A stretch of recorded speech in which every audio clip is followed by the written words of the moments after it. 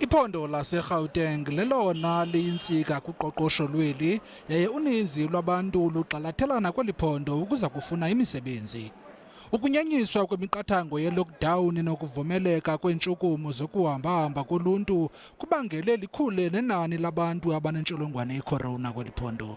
Kweziveki zizayo kulindeleke ukuba inwenwe nangakumbi le ntsholongwane kweli phondo nanjengoko eleqa kwi-40,000 ngoku amanani abantu esele benale ntsholongwane.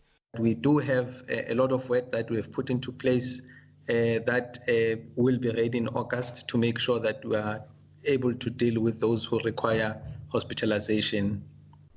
Sithetha nje ziyi-9,000 iibhedi ezikhoyo kwizibhedlele zikarhulumente nezabucala kweli phondo nelinabantu abayi-12 million. The field hospitals that we are putting in, they are not going to act as critical care beds. They will be helping us in a great deal to manage patients that are in need of continuation of care after they've been stabilized. Ukanti zingaphaya kwama-2,000 izigulana ezikwizibhedlele zeliphondo sithetha nje. Those who are on a ventilator, there are almost 120, and the other half of that is actually on oxygen. Nanjengoko kulindeleke ukuba akhule amanani olosuleleko kweli phondo kweziveki zimbalwa zizayo, kukho amarhe ukuba hleze kungaphinde kuqiniswe eminye imiqathango ye-lockdown ukunqanda amanzi angangeni endlini.